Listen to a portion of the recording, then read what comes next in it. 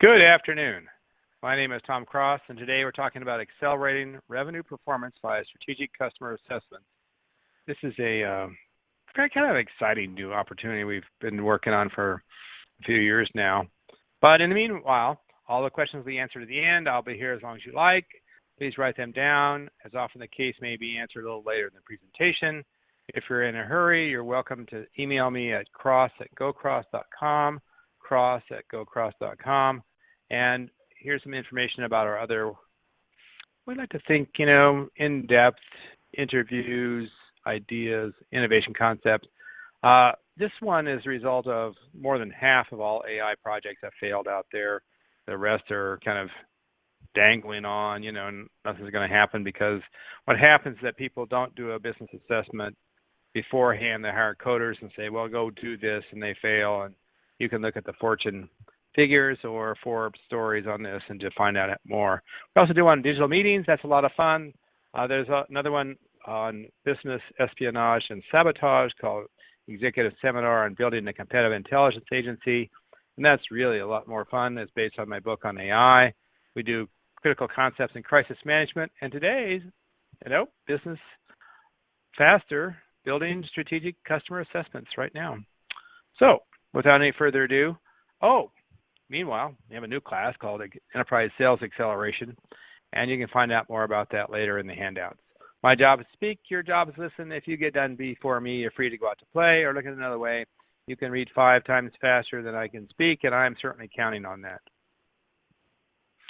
These are the 10 tips in building strategic assessments. I'm not going to read those, but you can kind of see through what they are. Customer, content, channels, media, channels, distribution, connections, communication, collaboration, call to actions, crisis, and coming sooner. All right, without further ado, we'll kind of jump right into this. We'd like to talk about what assessments are not. They're not just data diving in your CRM system. They're not just mining your marketing tools out there. It's not about what we know, but what we don't. Talking about making sales, not necessarily about product and market ideas. It's not talking about talking, but listening and learning from your customers out there. What they are is looking beyond what you are selling to what you're selling to and through. We find that many people miss the point of the sale in the channel because they thought they were talking to one customer, yes, but the customer was really looking for something else. It's also all about lining your content with your content. In that sense, is that, I'll say it again, lining your content with their content in the sense that what are they looking for and what are you looking for and all the rest of the stuff. Helping partners rip the product off their shelves, because if you've got a channel partner program, 90%, 99% of the ones we've talked to hate their providers. They don't provide training, they don't provide leads, they don't do anything. They expect the channel partner to just sell the product. It's about positioning your content for their sales channel. In other words, understand the channel partner is not looking about promoting you, but about promoting the product to their customers. Networking your management, reducing product development delivery times, building combined SWOT crisis teams, providing improved IR, and improved forecasting models. I think they all work. We've done it many times. Here's some results. I'll let you read those.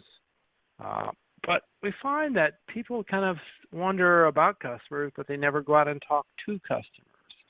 They kind of look at their marketing demographics and try to position customers into pigeonholes or pilot sheets or heat maps or all kinds of things.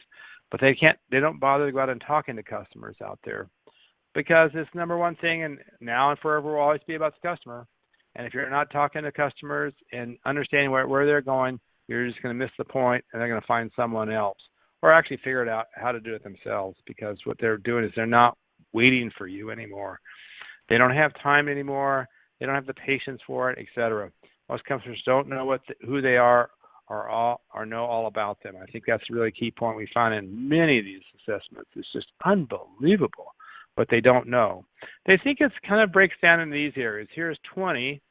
You can add another 10 or so, or break these up into different verticals or package them together, etc. But what happens is that you kind of most people miss the point about who their customers are. I think that's really kind of exciting because you think that who you're talking to is a customer, and you're really trying to just build a channel. What you really want to do is build a channel so that the transparency becomes that the customer buys through the channel, and the whole thing works as one. Because what happens is that you at headquarters don't think about those involved in the decision of your solution. You will never know all of them. Yes, the channel partner may be involved, the channel partner or customer, they may have advisors, consultants, other people involved in the process. To make sure that you're really selling to all of them. And that's what customer assessments are about. How are they buying? What are they buying from? What are they looking for in content, et cetera? What are customers telling their customers about themselves and you? It's great that we have all our websites out there, and it tells a lot about who the customer is, because you can find out a lot about customers before you go talk to them. But what content are you providing them to help them evaluate you? What content are you providing them to help sell their customers? Yes, that's true that you provide this content, but it's often kind of a bland rehash of content that you kind of built for somebody else. And I really think that most people miss the point about channel partners, et cetera. Surveys have also found an increasing number of customers spend a lot of time in pre-purchase due diligence, avoiding the RGE factor before they go to the website, doing due diligence and looking for call to actions. So again, it's pre-purchase due diligence and there's a due diligence, because it's a multi-step process out there. And the RGE factor, if you don't know what it is by now, is a resume generated event. That's why they're not interested in buying your product to lose their job, because it's not about the savings. They don't want the money, they want the content. They don't want to screw up, they don't want to make a bad decision out there. And part of this is what I call creating some stopping content. It's people just skimming through the content, not understanding what you're really selling out there. I think what you find out is that the marketplace is very complex out there, and if you're marketing through one channel and selling through another, then you've got to be careful about how that one channel, especially if it's a social media platform, is perceived by the customers out there. Because my view about that is really don't use their platforms, build your own. So you can't be involved in that. Research and analyze customer internal and external content messaging. Make sure you understand that this is the CEO involved in this messaging.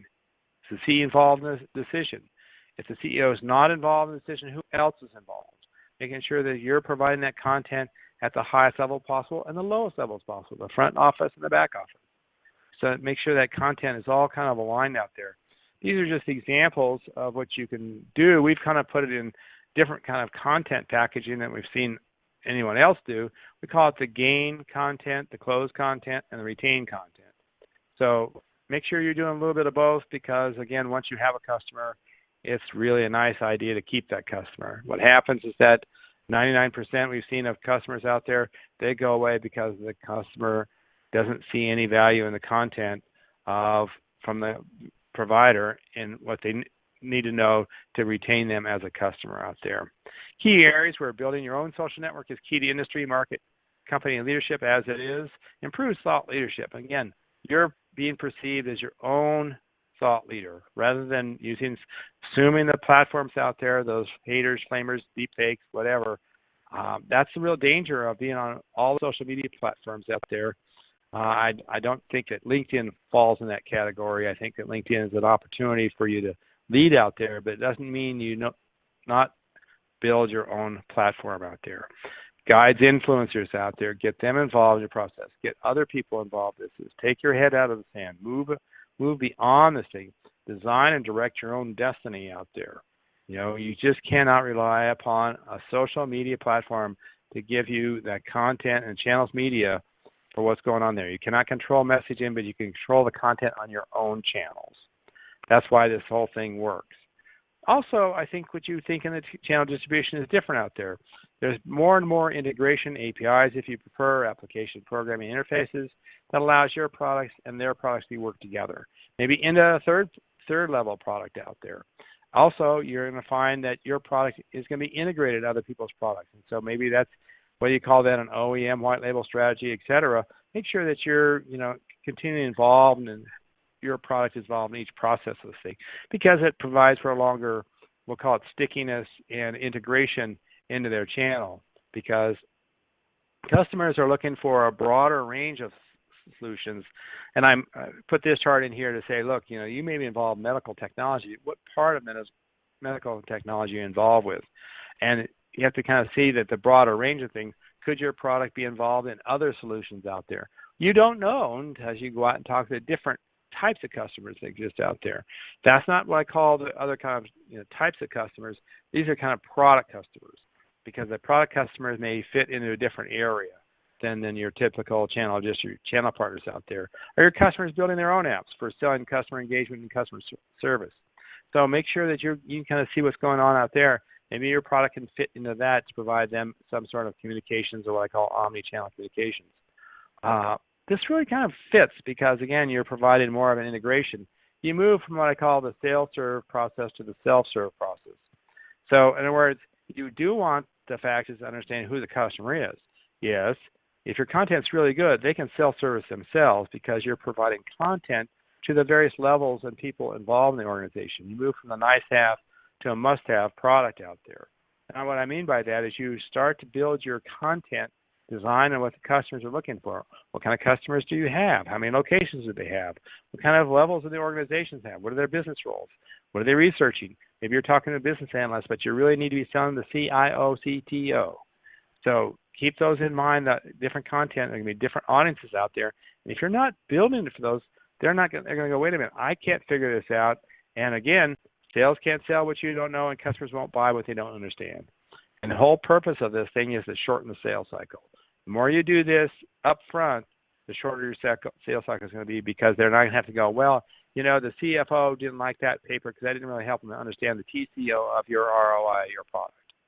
So make sure you're talking the language, and frankly, maybe too much technobabble out there, but keep in mind, you got to be talking to the types of organizations out there that, where are they going? Are they engaging, merging, divesting? Are they going organizational? How is your product fit into their organizational velocity? I use the term organizational velocity is because they've got the need for speed out there, and they want to see that your product helps them increase their agility in their organization. Make sure that your product is built in an agile process so that you can kind of continue to evolve along this whole process to make sure it really works. Collaboration is always great. Start with, in the customer assessments is that how can we work together? What kind of content you're really looking for on an ongoing basis? We understand we've got packaged content out there, but just don't assume that, your content is going to be formatted and built in the way they need to have it and the type of customers they need, especially if you're selling through into a channel, whether it be product or a traditional retailer, wholesaler type of channel out there. What other things are you doing for them? All too often what I find is that they want to talk first and listen last. It's really too bad about that. It just makes no sense.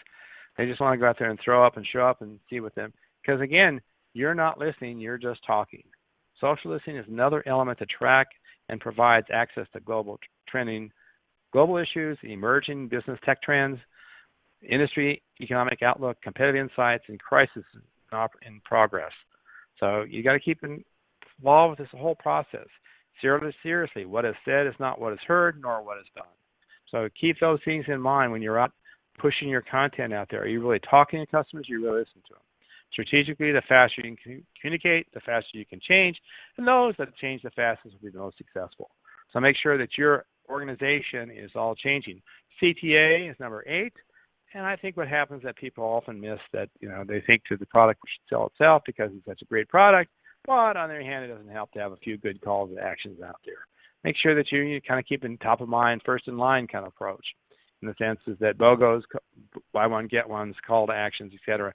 I'm not a fan of discounters, but I think the idea is that you can bundle your products with other people's products, and everybody wins on the whole process out there in call to action. Crisis, there'll always be a crisis at any one time. And should I say Boeing? One more time, Boeing, and that crisis will never end because we think that I'm not sure when it'll ever fly. So make sure that you're ready to go when they are ready to go out there. And are you ready to fly in the next 737? I think that you've seen that General Electric lost $1.3 billion. There's companies here in Colorado that lost hundreds of millions of dollars as part suppliers to the Boeing on this whole process. I'm not sure they'll ever recover from the whole process. And this is just one of many crises that exist out there. Build your own 724 emergency management, aka crisis reputation management team to address these situations. This is a picture of the BP oil spill. There'll be more of those that exist out there. And whether it's someone else's product, it may have an impact on your product. If someone has a cyber breach, it may take your business along with it. Also, again, build your own. Delete all social media accounts and build your own social network instead of all the toxic nonsense, misinformation, anti-vaxxers, cyberbullies, cheaters, hammers, violations, fakes, and deepfakes. Should I go on? It just goes on, and this is it's not going to go away. So make sure that the real beauty about building your own platform is you control your own content, right? It really makes a lot more sense. You go, wait a minute, why should I be on that platform? Because all the other people I don't want to be involved are on that platform, and it doesn't help me on mine. There's a number of books out there. Steve Scalise's book, Back in the Game, I think he kind of wrote a kind of interesting story, but he called it, he was angry and a confrontational online, a digital flamethrower. And I think if you can visualize that, you understand that's what goes on out there in the parties out there. If you want to go back, this has been going on for a long time. This is a great and very scary movie about propaganda. And it just goes back and back and back.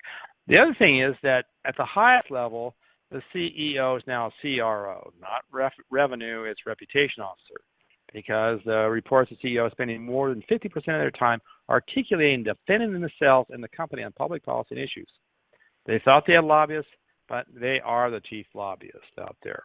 So again, you can try to divorce yourself from this, but it doesn't go away. Dennis Muhlenberg is a household name by now. And I think that, he flew too late to the crash for the Boeing 737 MAX.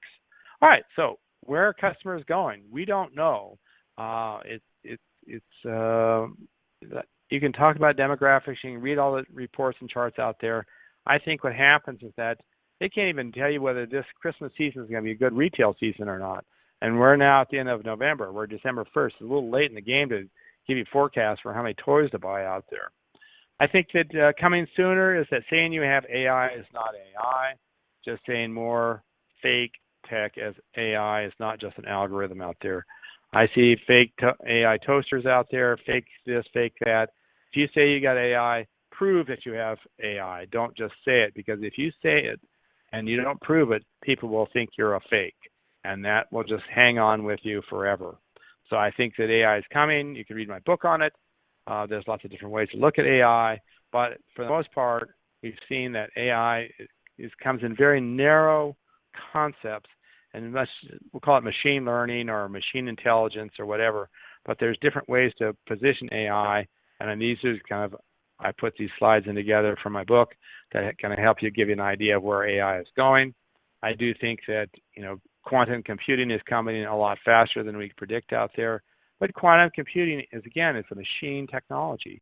Instead of a serial computing process, it's a simultaneous computing process. Yes, it's going to give us faster data, not necessarily better data, nor more intelligence data. The number of AI failures that continue to grow out there is skyrocketing. So all you're saying out there is that you're just involved in another part of this train wreck out there if you're saying you have AI, because most people assume that your AI has failed out there. You just haven't found it out yet, because you're really solving very simple problems or narrow problems, or you haven't really proven to the industry or anyone else that you really have AI out there.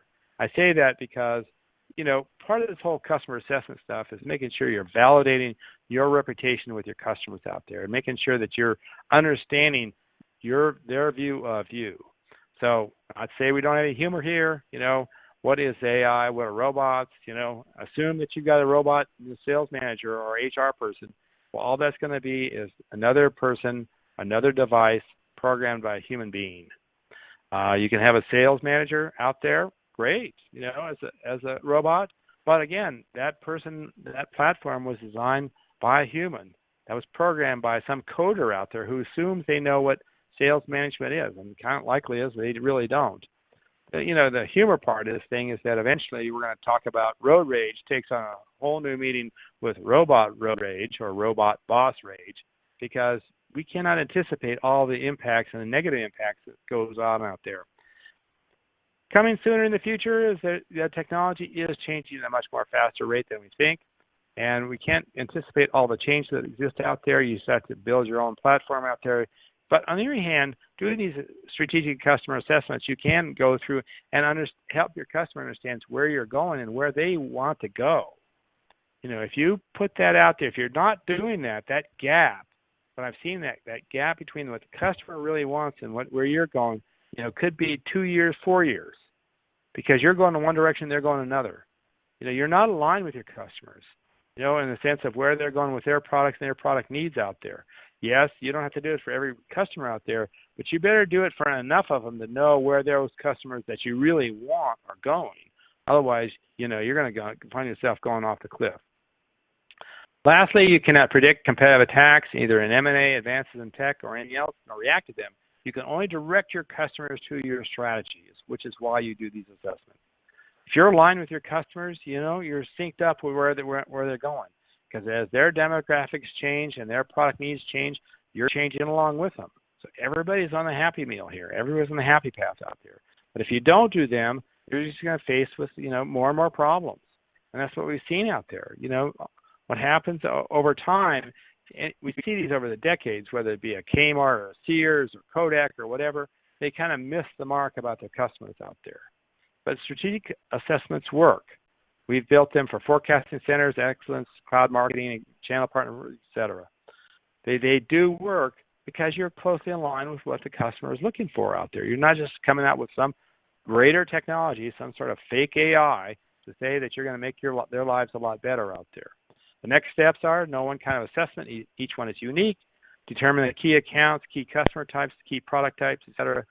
Begin assessments. It's an art, not a science, as research takes time. Talk. It doesn't just go away. Develop some analytics. I'm not an analytics fan because what happens, people get stuck in their analytics.